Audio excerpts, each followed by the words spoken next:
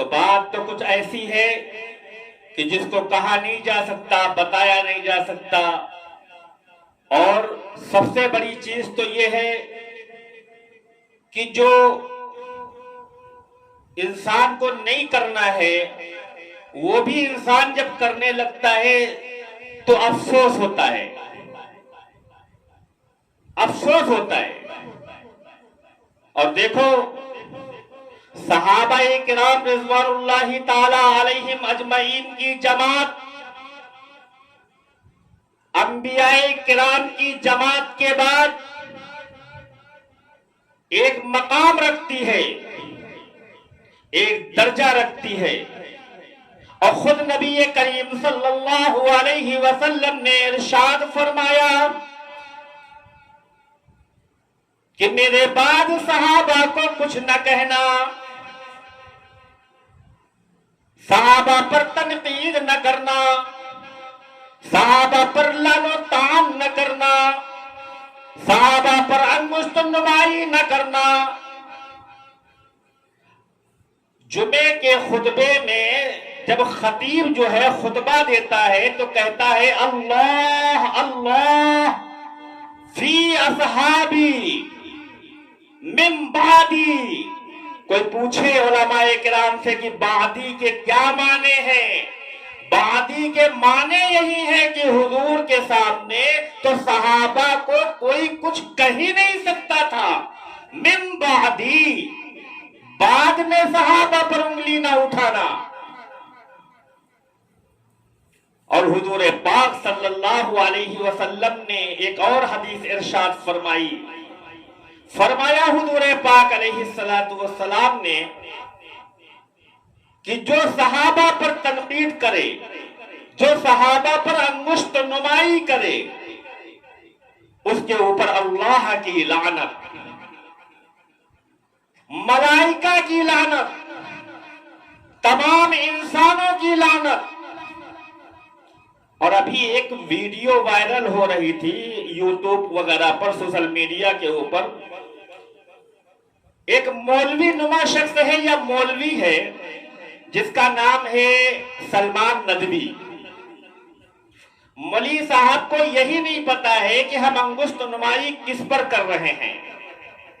انہوں نے نیند کے عالم میں اور پیسے کے نشے میں آ کر انہوں نے حضرت ابو ہریرہ رضی اللہ تعالی عنہ کے بارے میں ایسی بات کہہ دی جو بہت ہی زیادہ نازیبا ہے۔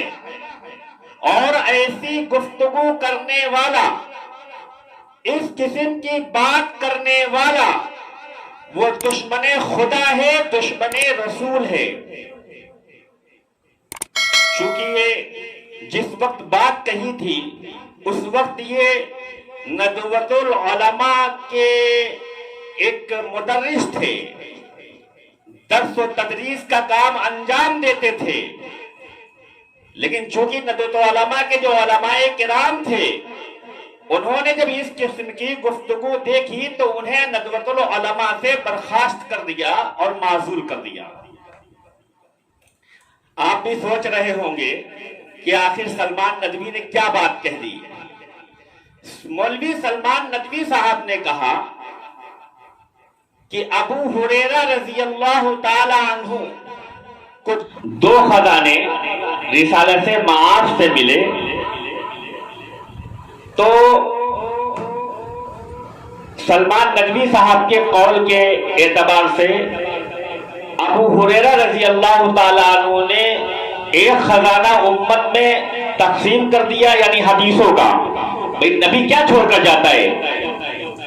نبی کے بارے میں روایت میں آیا ہے کہ نبی درہم اور دینار چھوڑ کر نہیں جاتا ہے، بلکہ نبی جو ہے وہ دین چھوڑ کر جاتا ہے۔ تو جو نبی کا دین تھا اس دین میں جو باتیں حضور پاک علیہ السلام نے حضرت ابو ہریرہ کو بتلائی اس میں سے کچھ باتیں گول کر دیا۔ یہ سلمان ندوی صاحب نے کہا ہے، گول کر دیا، لفظ گول کا استعمال کیا ہے۔ اور ایک بات اور کہی ہے، کیا فرمایا مولوی سلمان ندوی صاحب نے؟ فرمایا کہ ابو ہریرہ رضی اللہ تعالی عنہ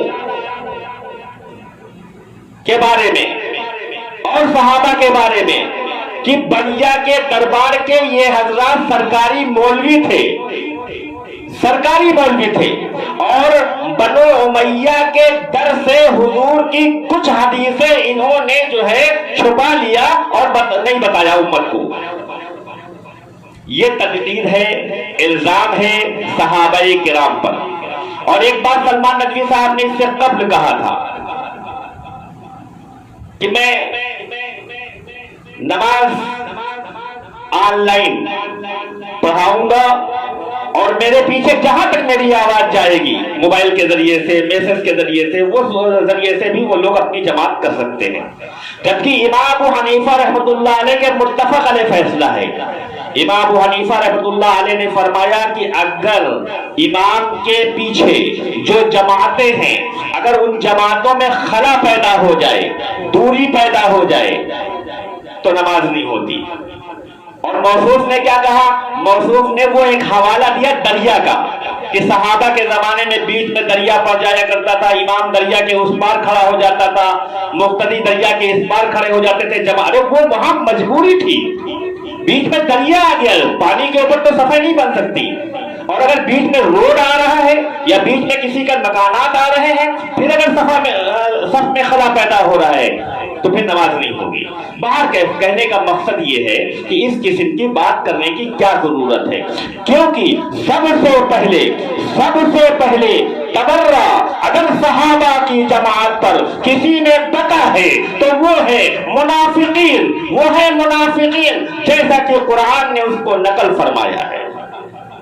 سب سے پہلے صحابہ کو بے وقوف کہنے والے منافقین ہیں، اسی لیے اللہ رب العزت نے قرآن کریم کے اندر منافقین کے بارے میں آیا ہے یخادعون اللہ والذین، وہ اللہ کو دھوکہ دینا چاہتے ہیں، جبکہ اللہ فرماتے ہیں وہ ہم کو کیا دھوکہ دیں گے یا رسول کو کیا دھوکہ دیں گے، وہ اپنے آپ کو دھوکہ دے رہے ہیں۔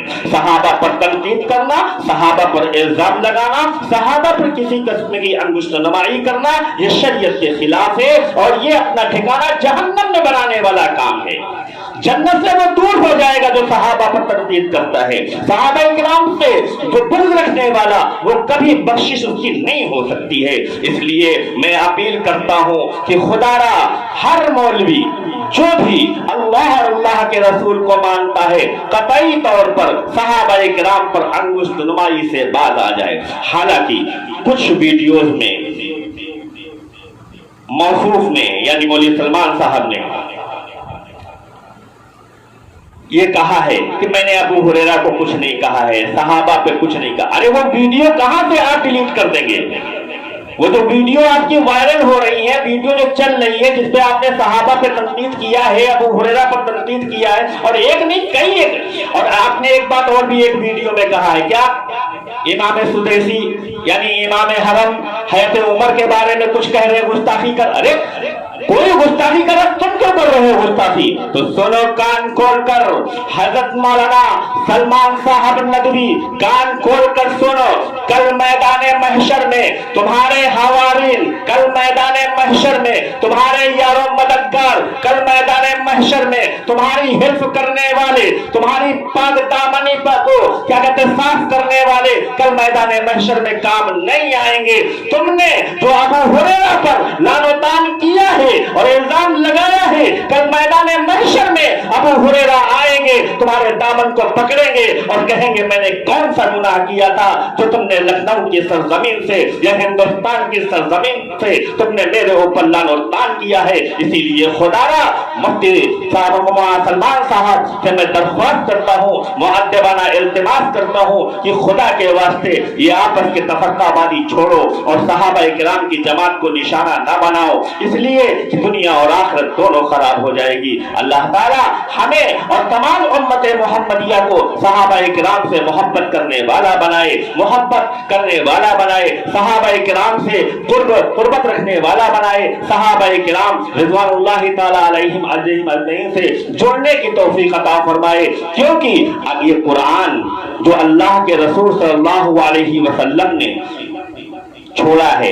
آپ اپنے آخری وقت میں جب آپ دنیا سے رخصت ہو رہے تھے اس وقت آپ نے یہ بات فرمائی تھی کہ میں تو دنیا سے جا رہا ہوں لیکن تم لوگوں کے درمیان میں دو وزنی چیزیں چھوڑ کر جا رہا ہوں، دو وزنی چیزیں چھوڑ کر جا رہا ہوں۔